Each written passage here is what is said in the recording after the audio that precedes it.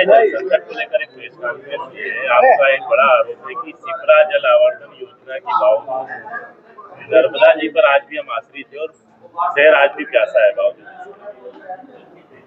मेरा आज press conference लेने का उद्देश्य यही था कि जब हमने शिप्रा आवर्धन योजना बनाई थी तो एक आत्मनिर्भर योजना बनाई थी कि जिसमें कि हम शिप्रा में जो बरसात का पानी है उसको इकट्ठा कर पूरे साल देवास की जनता को पानी पिलाने का हमारी योजना थी।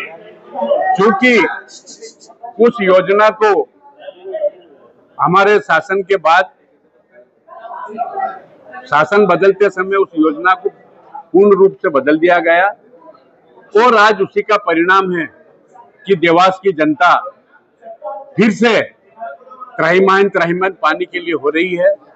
और बड़ा दुर्भाग्य है कि जो आत्मनिर्भर हमने शिप्रा आवर्धन योजना बनाई थी उसको फिर से नर्मदा पर आश्रित कर दिया गया। नर्मदा का पानी लाकर उसमें डाला जाता है, जबकि मूल योजनाओं में और जब दूसरी बनी थी जब भी उसमें ऐसा कोई प्रावधान नहीं था कि उसमें नर्मदा का पानी हम लाके डाले जाएंगे। तो निश्चित रूप से जो करोड़ों रुपए जो खर्च करा, जो जनता का बर्बाद हुआ है, जो जनता की टैक्स का जो जनता का पैसा, वो किसी जनप्रतिनिधि का पैसा नहीं था, वो जो जनता का देवास की जनता का जो टैक्स का पैसा था, जनता पर जो बोझ लादा गया था, उसकी हम निंदा करते हैं। और निश्चित रूप से भविष्य में कांग्रेस की सरकार बनेगी तो हम इस योजना को फिर से नए सिरे से हम उसको टैंकी प्रोजेक्ट के माध्यम से रिजर्व आपके महापौर रहे बीच में, आप इसके बारे में क्या सॉल्यूशन कर सकते हैं आगे? क्या मेरा ये कहना कि जो हमने उसमें रिजर्वायर का बनाने का जो प्रावधान रखा था, उस रिजर्वायर को बनाना चाहिए। जो पानी में जो शिप्रा आवर्धन में योजना में जो सीपेज हमने रोकने का जो प्रावधान था वो इन्होंने नहीं रोका, इसलिए